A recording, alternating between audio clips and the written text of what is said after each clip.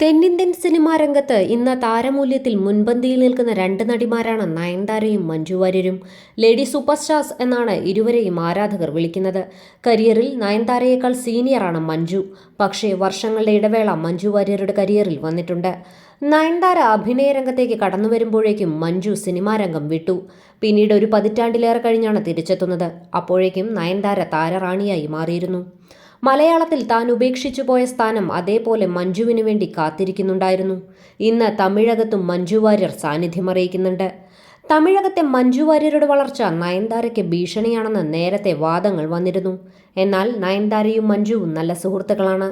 നയൻസിന്റെ ആരാധികയാണ് താനെന്ന് മഞ്ജു പറഞ്ഞിട്ടുണ്ട്. നയൻതാരയുടെയും വിഘ്നേഷിന്റെയും വിവാഹ വാർഷിക ദിനത്തിൽ ആശംസകൾ അറിയിച്ചുകൊണ്ട് മഞ്ജു വാര്യർ പങ്കുവച്ച ഫോട്ടോയാണിപ്പോൾ ശ്രദ്ധ നേടുന്നത്. വിഘ്നേഷിനും നയൻതാരയ്ക്കും ഒപ്പമിരുന്ന് സംസാരിക്കുന്ന നയൻതാരയുടെ ഫോട്ടോയാണ് മഞ്ജു പങ്കുവച്ചത്.